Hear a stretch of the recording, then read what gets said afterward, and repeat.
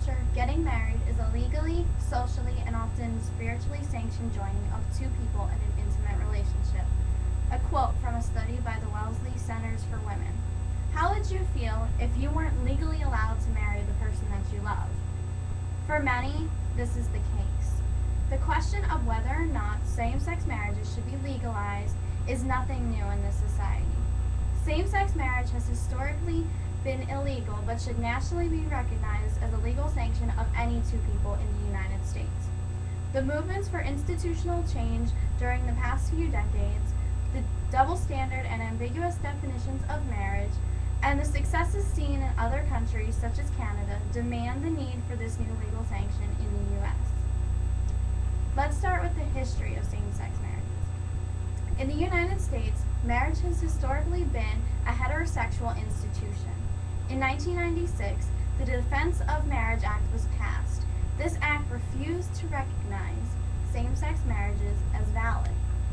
It defined marriage as a union between a man and a woman only.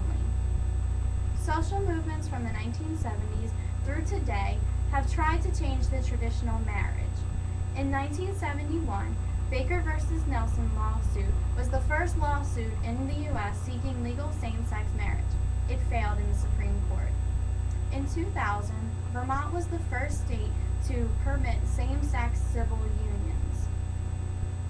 It's not a marriage, but a civil union gives the couple legal rights and benefits as a married couple would. However, it's not recognized outside the state, and it's not recognized on a federal level, according to the Wellesley study. Connecticut and New Jersey followed Vermont's lead in 2005 and 2007, respectively. Now let's look at why same-sex marriages should be legalized. Some courts in the United States, but not all, say marriage as a vehicle for the creation and raising of children. Angela Bolt of Washington University states that withholding marriage licenses from same-sex couples is as legitimate as withholding marriage licenses from the elderly and infertile couples. This is a double standard because neither same-sex couples, elderly, or infertile couples can bear children. In the early 2000s, Canadian law found that refusing marriage licenses to same-sex couples and characterizing marriage as heterosexual is unjustified discrimination, according to the American Journal of Family Law. In 2005, the Civil Marriage Act in Canada was passed, and it authorized and recognized same-sex marriages. As we have seen, marriage is a perpetually evolving notion. Allowing same-sex couples to have legal marriages levels the playing field not only in the political arena, but the societal arena. Allowing same-sex marriages isn't necessarily negative in impact.